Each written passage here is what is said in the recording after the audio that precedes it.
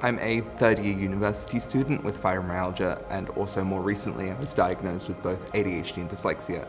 With some other students like me from the other Kent universities, we've put together this short video to help give you the information we wish we would have known when we started at university, to help you make the most of your time at uni.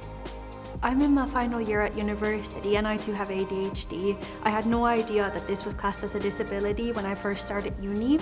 However, I've since learned that disabilities, also called SEND in schools, include physical and sensory impairments, but also mental health conditions, as well as dyslexia and ADHD.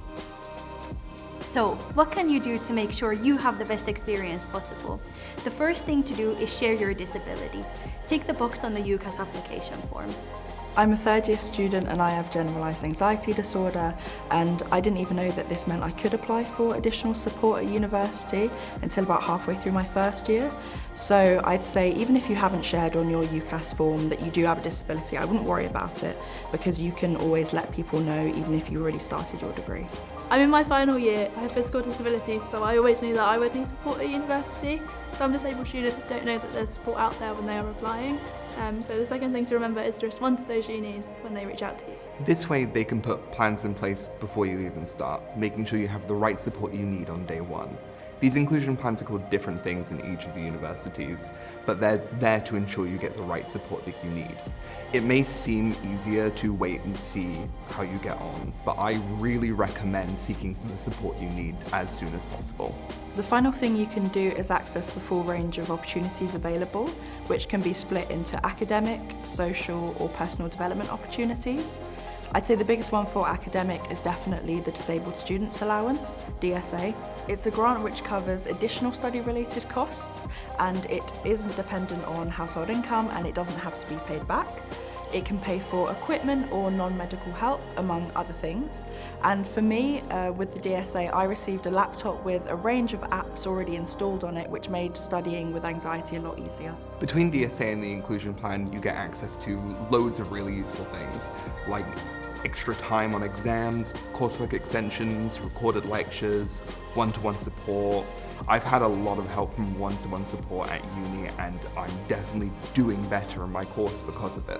As far as the social side of uni, most people make lifelong friends at some point, but don't worry if this doesn't happen for you straight away. I thought I needed to make all of my friends in the first week, and that felt really stressful. And in fact, I made most of my friends in my second or even my third year.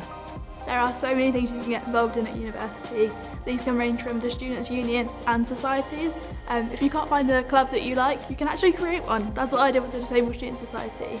It's now a place where students can share the ups and downs of university life as a disabled student, so yeah, I definitely recommend doing that if you can. You have to make the most of your time at university to stand out from the crowd. For most people, the main goal after university is finding a job, and taking the time to figure yourself out both personally and professionally is vitally important to doing so. There's loads of things you can do. Like working as a student ambassador. Most people have to work to help pay for uni, and working as an ambassador is great for both gaining and sharing your experience. There are lots of volunteering opportunities too. For example, I've worked as an academic peer mentor, which has allowed me to develop skills for future employment. I contacted organisations and secured an internship with KMPF.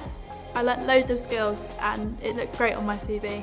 The careers team at universities are great for guidance, workshops and additional qualifications, so I definitely get in contact with them if you can. This video has only highlighted a few of the opportunities available. Check out the blogs we've written to find out more. The key thing is, don't wait for opportunities to find you. My mum always says, if you don't ask, you don't get, and I don't think this video could be summed up in a better way. Make those friendships, build your CV, and just have a great time doing it, because you can do it, you just have to find a way.